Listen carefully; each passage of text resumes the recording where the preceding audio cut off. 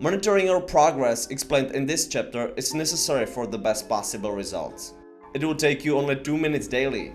Remember that as you get leaner, depending on the adaptability of your metabolism, you'll have to adjust your energy intake or expenditure once your fat loss plateau. The fat loss to weight loss ratio says how much fat you're losing compared to weight loss. You can lose a lot of weight but little fat due to muscle loss, water retention, or glycogen storage. Energy saved in your muscle.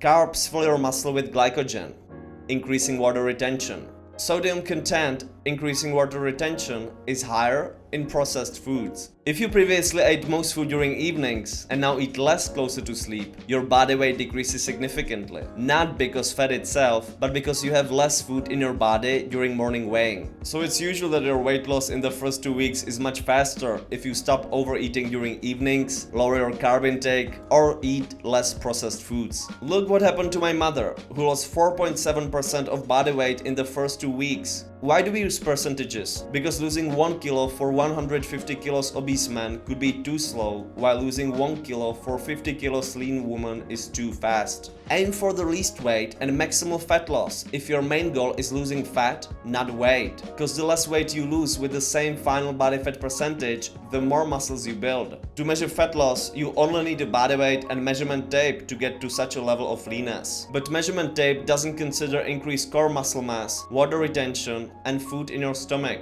making measurement less accurate. Use a caliper if you're even leaner or in energy surplus to avoid fat gain. The best is to use both of them. Measure specific body parts weekly with a caliper if you know how. You can do your caliper and tape measurements just once a week. Choose a body part where you're the fattest. The waist is an excellent spot to measure for most men, even lean ones. Women, measure the body part where you are the fattest or use a caliper if you're already lean. A daily body weighing leads to better results. Here people make most mistakes. Always weigh yourself after going to restroom without eating or drinking in the morning. Don't panic if your body weight doesn't lower every day. Look what happened to my mom. She wasn't losing much weight, then it went rapidly down on the last weekday, and her weekly body weight percentage loss was as planned. So note weight daily, but care only about a weekly percentage body weight change whether you're in energy deficit, maintenance, or surplus. If you don't weigh yourself daily, you can hardly say how much fat you lose, because daily body weight changes a lot,